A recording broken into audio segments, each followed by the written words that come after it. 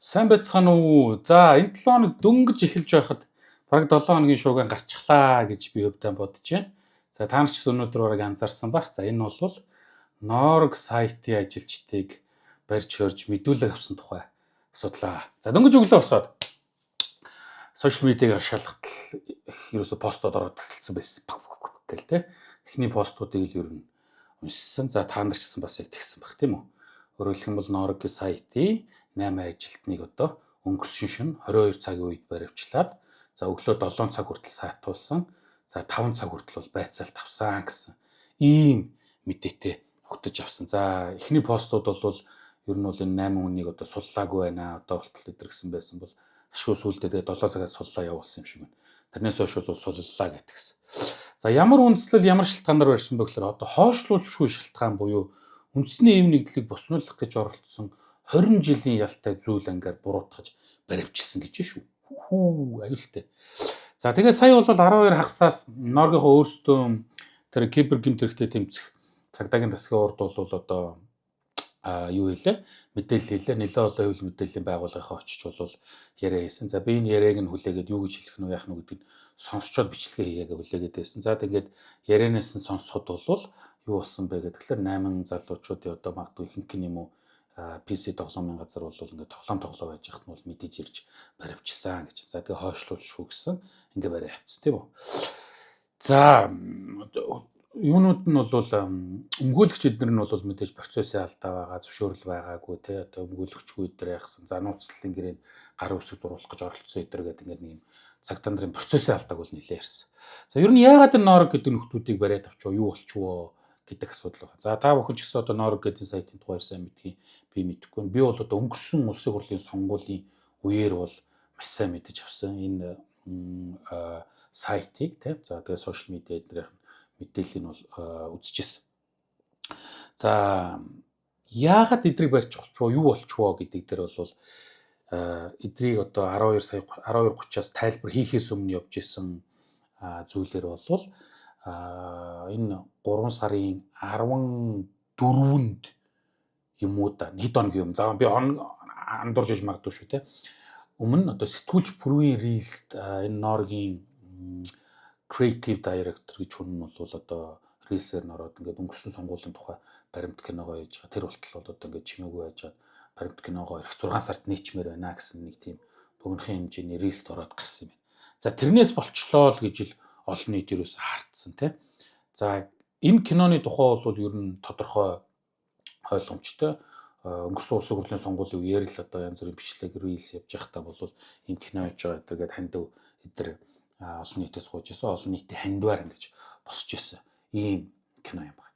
За тэгээ юутэй ч одоо энэ тухай мэдээг бол өглөө одоо манай сошиал медиа дээр олон дагагчтай одоо тэгэл нөгөө Liberty амраа хануу амарчин за тэгэл ганцхан эдэр бол пост хийгээд Reels хийгээд ингээд өгчлээ. За сая 12 сарын 12:30-ийн мэдээг үзлээ. За Норгийнхан болоод өмгөөлөгч нар нь бол тодорхой зүйлүүд ярьлаа. За хамгийн дөрөнд бол мэдээж баримт киногоо ярьлаа. Энэ баримт кинотой нь холбогдуулсан гэж. За энэ баримт кинон дээр нь юу гараад байгаа юм бэ гэхээр ер нь бол нэг 8 хүнийг сонгогчийг те Монгол улсын иргэнийг сонгож аваад яаж сонгуулгаа өгж байгаа тухайн баримтч болсон юм байна.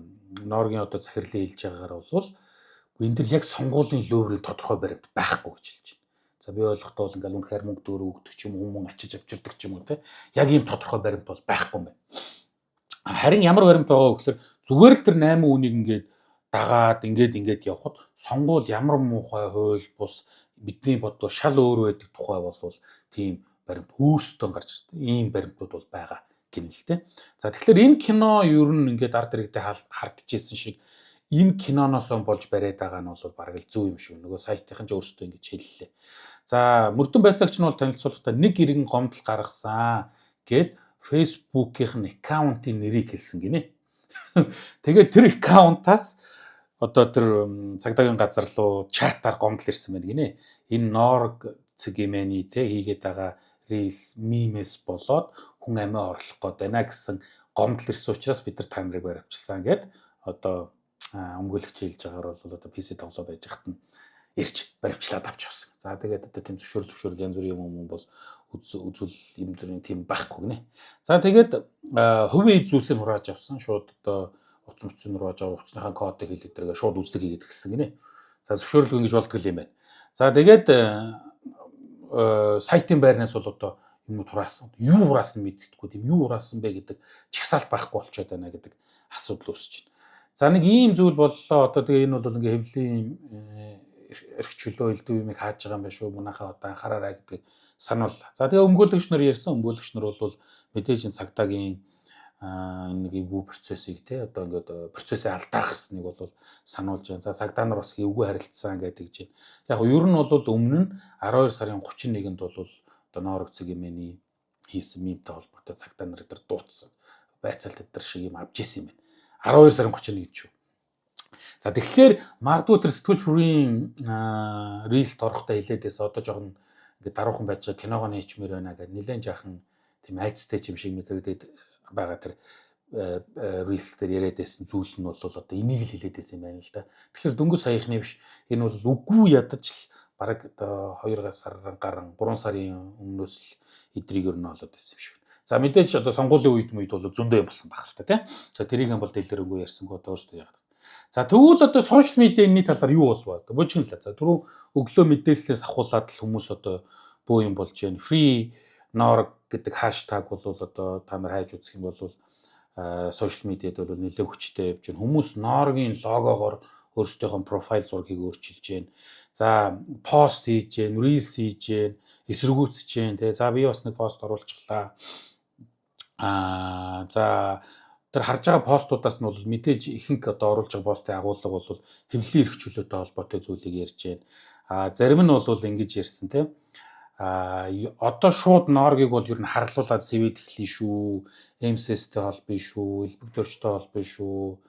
Улсын нууц мэдээлэл олж авсан гэхвээ. За хятадтай ч холбох байх эдэргээл ингээл ийм асуудлуудыг ярьж байна. За зарим нь бол би тэр кинонд нь ханд өгсөн киногоо үзмээр байна тэргээд ингээд эсэргүүцэж байна те. Хүмүүс бол нилээн яаж яана ер нь бол эсэргүүцэл ингэж илэрхийлж юм явж байна. За тэр дөрөвний одоо профайл зургаар өөрийнхөө Норгийн одоо тийм логогоор өөрчлөх. За тэгээд Free Norog гэдэг хаштаг эдэр явж байгаа нь бол тийм байна.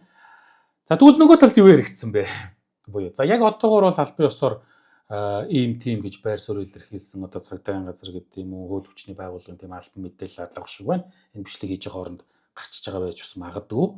За гэхдээ одоо сошиалд бол элч засгийн газрыг дэмждэг, засгийн газрын талд ажилладаг одоо тэгэл тентийн одоо худалдаас нэг аль янз бүрээр ингэ хөрх юм нэг одоо тэр хүмүүс итгэж хочилдог шүү. Тийм сошиал медиа хаягууд бол мэдээж пост оруулаад эхэлсэн байна. За түрүүний яг таамаглаж байсан шиг за МСС-ийн тороол эдэр гэсэн юу бол явж шүү.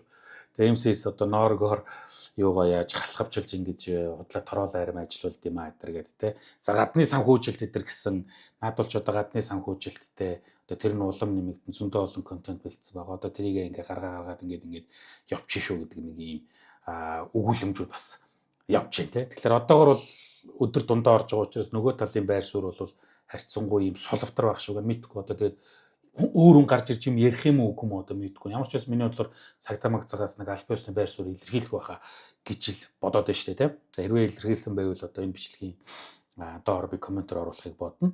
За нэг ийм үйл явдлууд өрлөлөө одоо Норгийн байр суурь юм байна. Олон нийт хүмүүс сошиал медиа дээр бол ингэж үзэж байна.